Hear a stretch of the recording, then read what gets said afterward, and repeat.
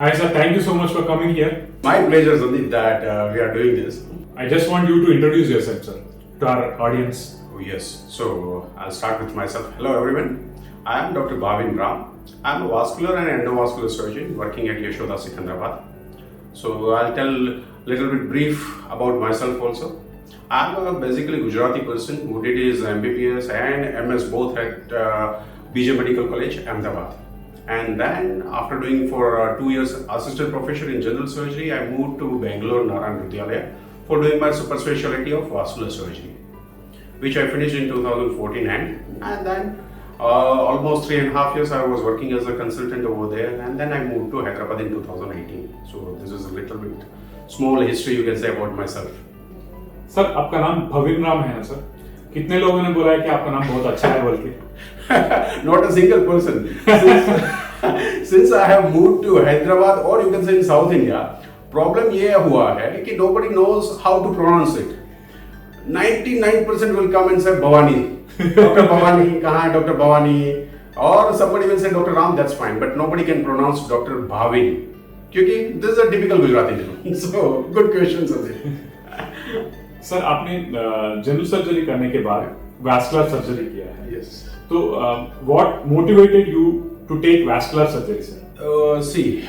Basically, you want a frank answer or you want a घिसा-पिटा or stereotype answer? Because घिसा-पिटा वो stereotypical नहीं चाहिए sir. Frankly बोल लीजिए कि आपने क्यों लिया ऐसे? I know, Sandeep. Mainly, if I speak from my heart, मुझे vascular surgery क्या है वो पता नहीं था when I had finished my MS general surgery and I was assistant professor. मुझे यही था as per general population जो समझते हैं कि CTVS is the vascular surgery, cardiothoracic vascular surgery. So मेरा interest था first urosurgery and then comes the oncosurgery.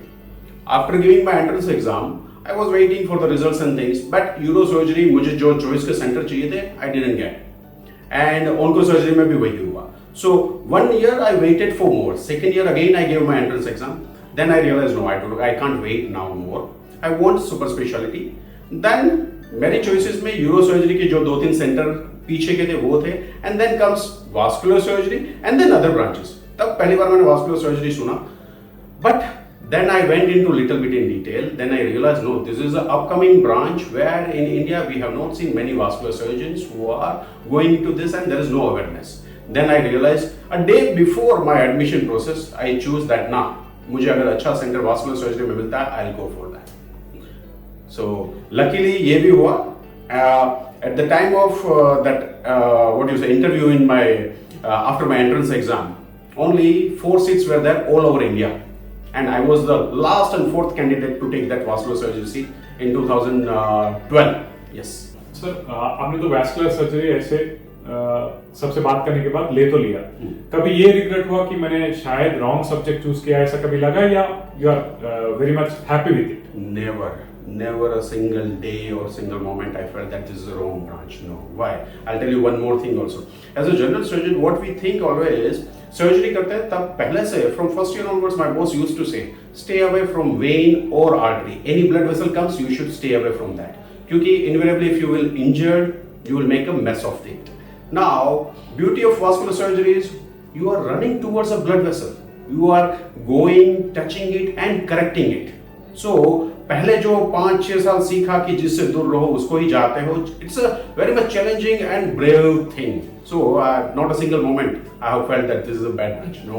Sir normal लोगों को अगर बताना है तो वैस्कुलर सर्जरी का मतलब क्या है सर? हाँ, now coming to that part, as I told you before, that पहले मुझे ही नहीं पता था कि vascular surgery क्या है, and that's why I feel that people should understand what is a vascular surgery. Vascular means anything related to the blood vessel all over the body. क्योंकि हमें पता है कि हाँ कार्डियोलॉजी से कार्डियक सर्जन हार्ट रिलेटेड है, neurosurgery और neurology brain related है, लेकिन वास्कुलर का किसी को आइडिया नहीं. तो कॉमन लोगों के लिए कुछ भी ब्लड वेसल का प्रॉब्लम है, you should go to the vascular surgeon जो आर्टरीज, वेन्स एंड लिम्फेटिक्स ये 3 चीजों का सॉर्ट आउट करते हैं. कहीं पे भी ब्लड नहीं पहुंच रहा है या ज्यादा पहुंच रहा है, we will sort it out.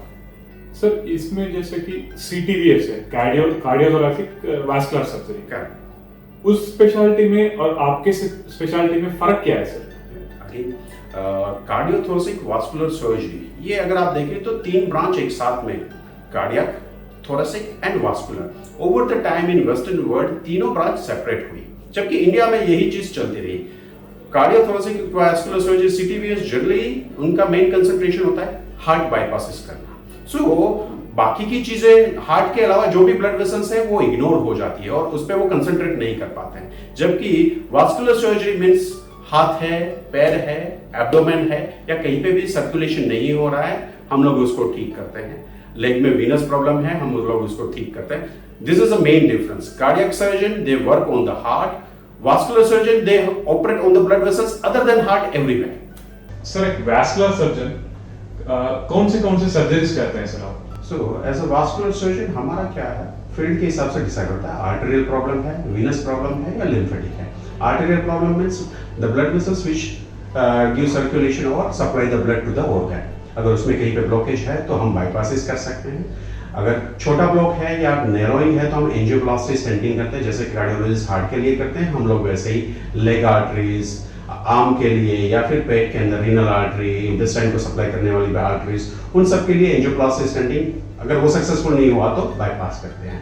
Similarly coming to the venous system और कुछ नहीं है, the other part of the blood vessel की जो ब्लड वापस हार्ट को पहुंचाते हैं, अनऑक्सीजनेटेड ब्लड, राइट। उसमें क्या क्या प्रॉब्लम होते हैं, varicose vein which is much more common और nowadays public know about that, DVT है या फिर पोस्ट डीवीटी वीनस अल्सर्स और सारी चीजें, उसके लिए भी हम सर्जरी करते हैं। वेरिकोज वेन के लिए laser, radio frequency ablation, various treatment, venous stenting which is a new and advance thing, DVT patients में हम वीनस स्टेंटिंग भी करते हैं। इसके अलावा third part comes the lymphatic and AV fistula things, right. Lymphatics के लिए lymphatic massage and other things, not that much surgeries, लेकिन डायलिसिस पेशेंट के लिए फिस्टुलास बनाना, डायलिसिस कैथेटर इंसर्शन करना, multiple things which comes under the vascular surgery. आपने बहुत सारे सर्जरीज किए होंगे ना, तो which was the most complicated surgery आपके हिसाब से आपने जो किया है? Most complicated, Sandeep, but difficult to answer, you can say. Why? क्योंकि वास्कुलर सर्जन के तौर पे हमारा क्या है, हम सिर्फ सर्जरी नहीं प्रोसीजर्स भी करते हैं। प्रोसीजर्स मतलब कि हम जैसे एंजियोप्लास्टी स्टेंटिंग जो है उसको हम प्रोसीजर काउंट करते हैं। सर्जरी मतलब कि आप जो बाईपास ओपन लेग या पेट ओपन करके बाईपास करते हैं उसको ओपन सर्जरी बोलते हैं। तो हमेशा जब aorta is a main blood vessel which is inside our abdomen, उसकी जो सर्जरी करते हैं वो हमेशा कॉम्प्लिकेटेड एंड आप बोल सकते हैं कि सबसे बड़ी वाली सर्जरीज बोली जाती हैं, कि जिसमें अगर थोड़ा सा भी आगे पीछे हुआ तो पेशेंट की जान जा सकती है या फिर बहुत सारे कॉम्प्लिकेशन हो सकते हैं। लेकिन उसी टाइम पे अगर आप एंडोवास्कुलर का बोले, स्टेंटिंग का बोले, तो वो बहुत ही ज्यादा मेंटल प्रेशर वाली चीज होती है, क्योंकि आपको करना छोटे से पंक्चर्स हैं लेकिन बहुत ही प्रिसाइज चीजें होनी चाहिए। थोड़ा सा आगे पीछे हुआ, स्टेंट ऊपर नीचे डिप्लॉय हुआ तो पेशेंट की जान से जा सकते हैं। सो आप बोलोगे तो डिफरेंशिएट करना मुश्किल है, लेकिन हाँ, कभी भी कोई भी एओर्टिक सर्जरी है वो हमारे लिए सबसे ज्यादा चैलेंजिंग रहती है। सर क्या आप do you remember your first vascular surgery sir? Oh yes, वो भी सबसे अच्छे क्या बोलते हैं उसके साथ हुआ था। मेरी मेमोरी इसलिए अच्छी है कि मेरे बॉस जो थे वह पहला ही दिन था मेरा, एंड उन्होंने बोला, बावन, that is one patient where you have to do one small surgery, can you do it as a general surgeon? आप असिस्टेंट प्रोफेसर भी रहे थे तो ये छोटा सा सर्जरी कर पाओगे?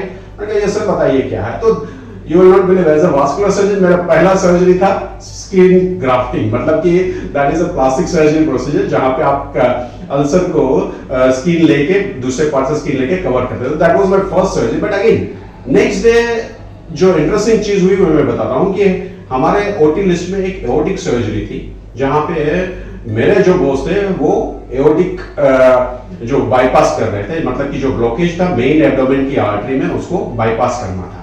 तो एज अ जनरल सर्जन हमने हमेशा एओर्टा का नाम सुना है। That was the first time मैंने मेरे सामने एओर्टा देखा। Yes, it was pulsating like this and it was this much huge, around 2.5 centimeter big artery. So still I remember that thing. Sir first जैसे आपने इंडिपेंडेंट सर्जरी जब किया था, how were you feeling sir actually? कैसा था आपका feeling, मतलब nervous थे या कैसा था? So nervousness, जब तक आप सर्जरी चालू करते हो तब तक आप पूरे नर्वस ही रहते हो, kind of that, yeah.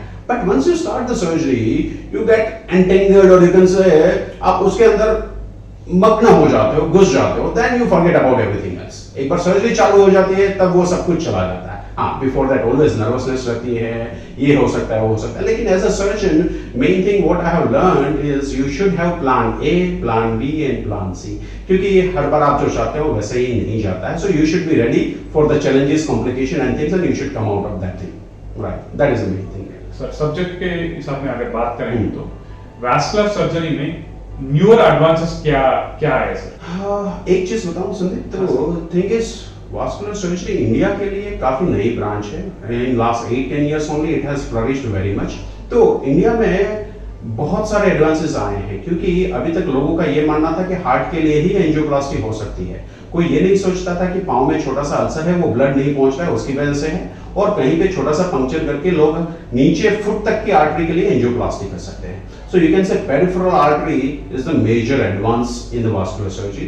Then comes aortic stent grafting. Aortic stent grafting मतलब कि एन्यूरिज्म, जो हमारे पेट की जो मेन नस होती है वो काफी बार फूल जाती है अपने आप, बलून की तरह. अगर बलून को ज्यादा फुलाया जाए तो वो फट जाता है. वैसे ही ये नसें अगर बहुत फिर क्या बोलते हैं, डायलेक्ट हो जाती है तो फट सकती है. उसको हम एन्यूरिज्म बोलते हैं, कोई भी ब्लड वेसल उसके लिए. तो पहले उसके लिए सुप्रा मेजर सर्जरी होती है, पेट खोलते हैं, पैर खोलते हैं और उसका रिपेयर हुआ जाता था. लेकिन now new advancement means you put a stent graft in that. वो भी आप रिमोट छोटे से पंक्चर से दूर से वो प्रोसीजर करते हो, and patient can be discharge next day और a day after. So these are the few advances in arterial part. Coming to the venous, most common चीज है वेरिकोज वेन. वेरिकोज वेन में इतने सारे एडवांसेस आए हैं. सबसे पहले लेजर, पहले ओपन सर्जरीज हुआ करती थी, वो रिप्लेस हुई लेजर एंड आरएफ एब्लेशन के साथ. उसके साथ फोम स्क्लेरोथेरेपी जो इंजेक्शन से होता है. And then now new advances glue therapy. अब लेजर और आरएफ के बाद ग्लू थेरेपी. ग्लू में क्या है, आपको कोई कुछ नहीं करना है, आप नस के अंदर जाते हैं वेरिकोज वेन के अंदर, ग्लू का डिपोजिशन होता है, कोई कंप्रेशन की जरूरत नहीं है, same day patient can go home. तो ये सारे मल्टीपल एडवांसेस हैं, एंड वास्कुलर सर्जरी डेली नए नए एडवांसेस आ रहे हैं, जिसके लिए हमें भी अप टू डेट रहना पड़ता है.